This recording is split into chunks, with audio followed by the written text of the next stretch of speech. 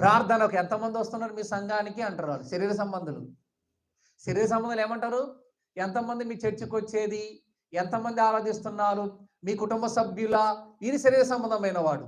ఆత్మ సంబంధమని ఆలోచిస్తాడు.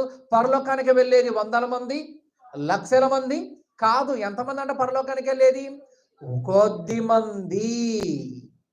ఇశ్రాయేలు ప్రజలలో వేల మంది, లక్షల మంది ఉంటుంటే 1,44,000 మంది రక్షింపబడ్డది. అన్య జనాంగం వారిలో అత్యధిక మంది రక్షింపబడుతున్నారు. కానీ ఈ అన్య జనాంగంలో కానీ ఆ ఇశ్రాయేలు ప్రజలందరూ కలుసుకున్న రక్షణ పొందేవారు ఎంతమంది అంటే ఎక్కువ మంది కాదు, కొద్ది మంది. ఆ కొద్ది మందిలో నువ్వు ఉండాలి. ఎక్కువగా అంటే బైబిల్ గ్రంథం మీరు బాగా ఆలోచించగలిగితే మీరు ఎక్కువ కూడి వచ్చుట కీడికే తప్ప మేలుకు కాదు అన్నాడు. సంఖ్య విస్తరిస్తుంది అంటుంటే అక్కడ అక్రమం విస్తరిస్తుంది.